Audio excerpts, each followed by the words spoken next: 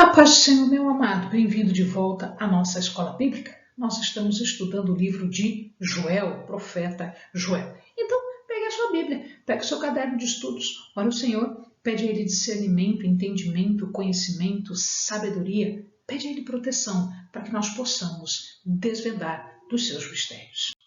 Nós já vimos a introdução e já iniciamos, inclusive, a parte que fala sobre os gafanhotos, a explicação dela e a comparação entre os gafanhotos e o dia do Senhor. Então, vamos continuar com esta parte. O profeta fala sobre uma assembleia. Nós fechamos o vídeo passado falando dessa assembleia, uma assembleia santa, com todos e consagrada. Por que esta assembleia? Esta assembleia tem uma razão de ser. A calamidade, o que estava acontecendo era muito mais séria do que pura e simplesmente mais uma praga, mais uma circunstância, mais uma situação como esta de invasão de gafanhotos. Não, o que estava acontecendo era uma menção a algo que vai ficar conhecido como o dia de Yahvé, ou seja, o dia de Yahvé. Um dia escatológico, um dia de lamentação, um dia em que os profetas todos não dizem para festejar, muito pelo contrário, os profetas todos dizem para se cuidar, porque não é um dia comum. Nós temos Joel, Amós, Obadias, Sofonias e Isaías que falam sobre isso. Então, vamos dar uma olhadinha num por um. Eu vou começar na sequência aqui dos livros, eu vou começar pelo último ali, que foi mencionado, Isaías 13:6. Olha o que Isaías fala. Ele fala. Ele diz assim, Isaías 13:6. Uivai, pois o dia do Senhor está perto. Virá do Todo-Poderoso como assolação. Ou seja, este dia não é um dia de alegria, de regozijo. Não, é um dia de assolação, diz Isaías. Olha lá o que fala Amós. Amós 5:18-20. Ele diz assim, ai daqueles que desejam o dia do Senhor. Para que quereis vós este dia do Senhor? Trevas será e não luz.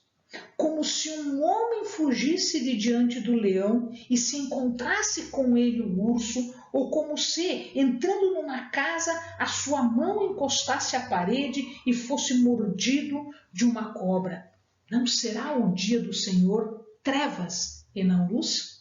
Não será completa escuridão sem nenhuma claridade? Aqui Amós, ele fala um pouco mais deste dia do Senhor. Mas não termina aí. Veja lá, Obadias 15. O dia do Senhor está perto, sobre todas as nações. Então não é sobre esse, sobre aquele, sobre o povo. Não, é escatológico, é para todos. É um futuro que nós ainda não vivemos. Sobre todas as nações, como tu fizeste, assim se fará contigo. A tua maldade cairá sobre a tua cabeça. Portanto, é um dia de julgamento. E aí, Sofonias 1:7. Vejamos lá. Cala-te diante do Senhor Deus, porque o dia do Senhor está perto, porque o Senhor preparou o sacrifício e santificou os seus convidados. Amados, nós estamos falando de um dia tenebroso, nós estamos falando de um dia de calamidade, de um dia escatológico. O que é um dia escatológico? Um dia escatológico é um dia de futuro, de final dos tempos, de final, de julgamento final. É um dia de lamentação, é um dia de desolação, é um dia de destruição. Então, o que nós vamos ver nesta assembleia é, em verdade, um reflexo da realidade que eles estavam vivendo lá com os gafanhotos, mas que futuramente todas as nações vão viver uma realidade. Não é possível colher nada, a não ser, como diz o profeta, colher aquilo que nós plantamos, colher aquilo que nós fizemos. Isto vai cair sobre nossas cabeças. E uma coisa interessante aqui é que não só os homens estavam sofrendo, porque faltava comida, mas não era comida só para os homens, era comida para o gado também, era comida para os animais selvagens também. Então, não só o humano sofria, mas a natureza também, os animais também, eles ansiavam por água porque tinha seca, era calor, foi fogo, tudo foi destruído, tudo desapareceu. Então, tanto os animais quanto a natureza, amados, é uma coisa que os hebreus falam muito e que desde o início na palavra de Deus nós vamos perceber. Tanto o animal quanto a natureza desfrutam de uma vida com o Senhor. A nossa vida humana e a vida deles tem que ser uma vida de comunhão com o Senhor, uma vida pessoal, como se a nossa vida ela fosse uma dádiva. Como não? Ela é uma dádiva de Deus. Então, se atinge o povo, atinge os animais. E se o profeta está falando que os animais e a natureza foi atingida, imagina o homem como foi atingido aqui. Então, muito mais, né, nós humanos que eles. Mas eles também estavam sofrendo. E eles também sofrem por algo que nós fazemos, porque foi o nosso comportamento que originou tudo isso. O dano aqui, ele é acentuado, ele é maior do que normalmente seria. Alguns estudiosos, eles perceberam uma coisa interessante, que toda vez que tem uma invasão de gafanhotos, o verão, a época de verão é muito mais quente e ela normalmente é seguida por uma seca, ou seja, falta chuva, falta água. Isso normalmente acontece. Então, muito provavelmente foi o que aconteceu naquela época, foi o que aconteceu ali. Não se sabe se porque é quente, porque é seco, então aí os ovos eclodem e as lagartas e os animais eles se desenvolvem mais. Não se sabe se é por conta disso ou é por outra razão, mas existe uma relação. Percebe-se isso, que quando tem uma invasão, logo nós vamos observar que aquele verão é mais quente, que aquele verão é mais seco ou que lhes segue uma seca. Então os animais parece que percebem isso e aí eles liberam uma quantidade muito maior de ovos, de pupas, de lagartas e de animais adultos propriamente dito. Tanto isto é que naquela época Joel conta que houve uma seca. Como ele conta isso? Ele diz que houve um fogo consumidor, chamas. Na verdade, não houve chamas, não houve fogo propriamente dito. Chamas e fogo aqui é uma metáfora, é um símbolo. Na verdade, o que estava acontecendo é que houve um calor muito grande e uma seca muito grande. Como se aquele fogo, aquelas chamas, né, acontecessem, mas era seca e era calor. Joel fala para nós que não só os homens estavam implorando a ajuda de Deus, mas os animais suspiravam por água, suspiravam para que Deus os ajudasse. E a gente vê, né, existem passagens na Bíblia que contam isso para nós. Tem uma passagem muito conhecida de que, assim como as corças suspiram pelas águas, né, então assim como eles estavam suspirando, o homem também estava suspirando. Aliás, se eles estavam suspirando, imagina nós como é que estava a circunstância. Então, aqui ele está dando metáforas, símbolos de que, além eles estarem destruindo tudo, logo em seguida uma seca sem chuva, um calor muito grande para terminar o sofrimento e o suplício, né, de homens e de animais. Eles são comparados agora, esses gafanhotos, eles são comparados a um exército. Como eles vinham em grupo, em massa, inclusive escurecendo os céus da quantidade, do tamanho, né, daquela massa de animais, de insetos, eles vieram escurecendo a terra. Então, agora, veja como é a cabeça de Joel aqui, ele explicando. Ora, o dia do Senhor, o dia de Yahvé, não vai ser um dia de trevas, um dia de escuro? Sim. E quando os gafanhotos vieram, não escureceram o céu? Sim. Então é mais ou menos isso? É, mais ou menos isso. Ah, Helene, então quer dizer que os gafanhotos não vieram? Não, os gafanhotos vieram. Os gafanhotos eram reais. Mas ele aproveitou esta circunstância, aproveitou essa situação que foi muito maior do que todas as outras, que foi uma calamidade maior do que todas as outras, para representar que aqueles animais, aqueles insetos, era como se fosse um exército marchando sobre a terra, sobre as coisas dos homens e destruindo tudo. Como irá acontecer no juízo final, no juízo universal, porque é de todas as nações. Então, é um exército divino, porque Deus está levantando-os para mostrar ao povo como será, né? Para ter ideia de como vai ser o dia do juízo final. E aqui ele está dizendo assim, o atalaia tem que tocar o chofar. O que é o atalaia? Atalaia é o vigia. Ele fica num local alto, onde dá para enxergar tudo, e quando ele vê o exército se aproximar, ele tem que dar o sinal, que é para ter tempo das pessoas se prepararem para a guerra.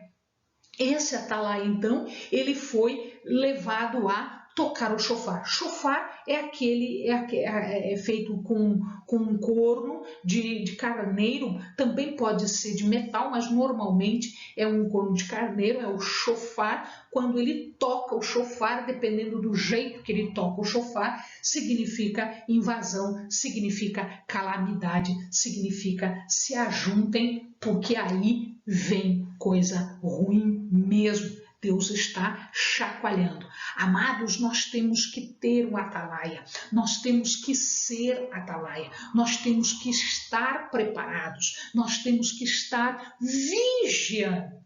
vigilantes, para que, se nós estamos vendo qualquer sinal de alteração, qualquer sinal de invasão, nós temos que tocar o alarme, que é para todo mundo se preparar, que é para todo mundo que já está preparado começar a agir de forma a enfrentar a situação. E onde é que esse atalaia está? O profeta Joel diz que ele está no Monte Santo do Senhor. Onde é o Monte Santo do Senhor? Monte Santo do Senhor é o nome de Sião, é o nome de Jerusalém. Sião, Monte Santo do Senhor, Jerusalém. Por que Jerusalém? Porque ele é elevado, dá para enxergar tudo. Por que Sião? Por que Jerusalém? Porque lá os sacerdotes estavam. E são estes sacerdotes que devem soar o alarme. Olha, os sacerdotes não são os que fazem a ligação entre as coisas santas de Deus e os homens? Então, estes mesmos que cuidam das coisas do Senhor, eles é que devem soar o alarme quando o povo começa a agir mal, quando existe um risco de invasão. Por que em Sião? Por que em Jerusalém? Porque era ali que o templo estava.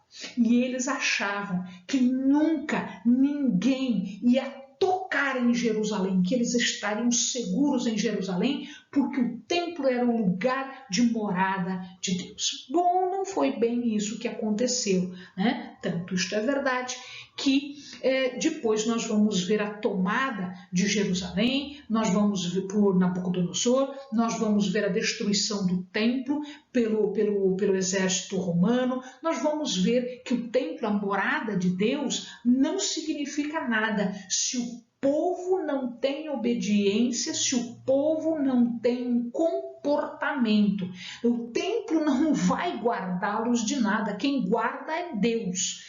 E ele guarda de acordo com o nosso comportamento. Se nós nos comportamos mal, se os cerimoniais, se os sacrifícios forem sacrifícios só de aparência, se não houver obediência, Deus vai tomar, sim, Deus vai mandar os seus exércitos. Sejam exércitos de gafanhoto, sejam exércitos da Babilônia, sejam exércitos de Roma, não interessa, tá? Mas nós precisamos tomar cuidado, nós precisamos agir vigilantes, nós precisamos estar atento ao chofar. O dia de Yahvé é um dia de escuridade, de escuridão, de negritude, de coisas escuras, de falta de iluminação, de trevas, de nuvens. Tudo isso significa a mesma coisa. É um dia de julgamento, é um dia de trevas, é um dia assustador, é um dia onde um grande exército destruidor vai avançar. Como a escuridão avança. Pode ser o gafanhoto, mas pode ser o julgamento final lá no dia de Yahvé. São bilhões de insetos que podem, quando eles estão voando, escurece o céu, não dá para enxergar mais nada. Nós já falamos várias vezes que eles se parecem com um cavalo, e aqui eu coloquei uma imagem, né, uma foto da cabeça de um gafanhoto. Assim é a cabeça de um gafanhoto e assim é a cabeça de um cavalo. Se o amado observar, vai ver que a cabeça de um e a cabeça do outro é muito parecido. Tanto é que em alguns lugares gafanhoto tem um nome muito parecido com cavalo. Lógico, na nossa língua não é assim, mas em outras línguas há uma ligação, o nome é muito parecido. Tá? Além disso, quando eles estão voando, quando eles estão andando, parece que vem um monte de carro passando, carro de guerra passando. Então, assemelha, né? Olha, os gafanhotos estão vindo, opa, é um exército que está vindo, porque parece carro de exército, né? Então, eles se assemelham a esse exército, eles estão fazendo uma ligação. Quando eles batem as asas, esse bater, esse farfalhar das asas, uma batendo na outra, parece um barulho de fogo. Então, fogo rastreando, carros passando, exército passando. Então, este dia de Yahvé é um dia de escuridão, é um dia de trevas, de nuvens, é um dia de exército destruidor avançando sobre o povo e sobre o mundo. Uma coisa interessante aqui que nós encontramos é que os árabes, que é daquela região também, os árabes, eles dizem que o gafanhoto é um monstro feito de partes de 10 animais diferentes. Como assim? Então vamos dar uma olhadinha o que ele está dizendo aqui. A cabeça parece de cavalo, o olho parece de elefante, o pescoço parece de um touro, o chifre parece de veado, o peito parece de um leão, o ventre parece de um escorpião, as asas parecem de águia, as coxas parecem de camelos, os pés parecem de avestruz e a cauda parece uma serpente. Então, pequenininho, a gente não tem ideia disso, mas se ele fosse maiorzinho, ou se ele tivesse em cima de você, você ia perceber que ele é uma monstruosidade. Ele é um conjunto de 10 animais, né, diferentes que fazem um estrago muito grande. Eles invadem tudo. E no dia de Yahvé não adianta, porque eu vou me esconder debaixo da cama. Não adianta. Porque eu vou me esconder lá no fundo de uma caverna. Não adianta. Não adianta. Por quê? Porque todos os lugares são invadidos pelos gafanhotos. Quem já passou por isso nos lugares onde existe invasão de gafanhoto, conta que não tem onde esse gafanhoto não entra e não tem o que ele não destrua. Em algumas casas, a soleira da porta, a madeira da porta foi roída. Então faz ideia de como é que é absurdo isso. Ele entra nas cidades, ele entra nas casas, nas rochas, nas valetas, nos riachos. Ele entra pelas paredes, pelas cercas e ele vai destruindo tudo. Isto vai ser como o dia de Yahvé. A terra vai tremer, o céu vai se agitar, a lua e as estrelas vão escurecer. O próprio Senhor está vindo. Claro que não é o gafanhoto que vai fazer o céu se agitar, que a terra vai tremer, que o sol, a lua e as estrelas muito provavelmente vão se escurecer mesmo, né? Mas não é eles que fazem isso, mas é como se. Então, ele aparenta uma calamidade universal. E olha que coisa interessante, né? Quando eu tiro sol, lua e estrelas, eu tiro noção de tempo, porque o tempo é contado, né? Eu sei contar o tempo, né? Pelo sol, pelas luas e pelas estrelas, tá? Então, lua nova e lua minguante é a passagem dos meses, a passagem do tempo. Então, eu não tenho mais ideia de tempo, eu não tenho mais ideia de lugar, porque norte e sul, pela posição das estrelas, eu sei o que é norte e o que é sul. Quando obscurece isso, onde é que o sol nasce? O sol nasce. Não tem mais isso porque ele escureceu. Ou seja, vai neste dia, no dia do Senhor, inclusive a noção de tempo, a noção geográfica de espaço, isso tudo vai desaparecer. Então a gente pergunta, e eu quero deixar essa pergunta fechando esse momento de hoje. Quem pode suportar um dia cujo poder de Deus seja tão visível, tão terrível? Quem poderá suportar? Nós vamos ver mais para frente isso, mas vai pensando aí, meu amado, como eu posso suportar um dia tão poderoso, tão terrível, onde o poder e a mão de Deus vai se fazer tão visível? Amém, amados? Para minha e para a tua vida, que sirva de lição. Bons estudos.